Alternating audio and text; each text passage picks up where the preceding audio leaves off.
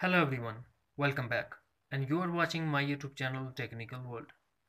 Why my App Store not working after iOS 14 update and how to fix it. Today in this video, I'm going to give you tips to fix iOS 14 App Store not working problems.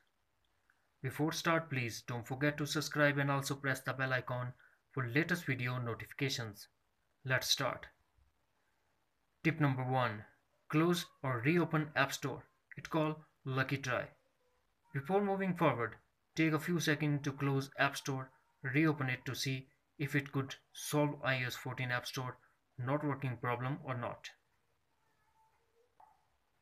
Solution number 2. Reboot iPhone and refresh Wi-Fi connection.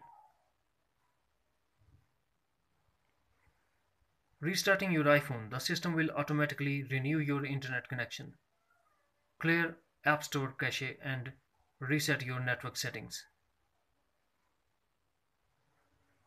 Try to reboot your iPhone to see if it will work or not. To reboot iPhone, first launch Settings,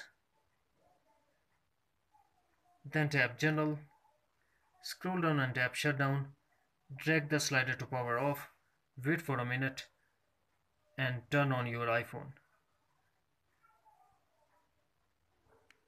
To refresh Wi-Fi connection, unplug the router from power source and plug back.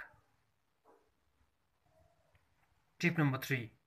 Update to latest version of iOS.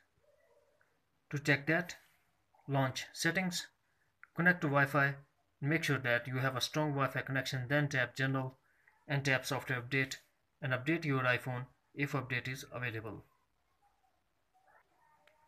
Tip number 4. Reset iPhone.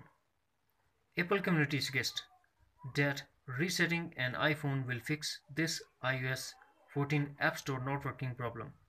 If you have decent iCloud or iTunes backup for your device, then it's worth trying to reset your iPhone to fix this problem.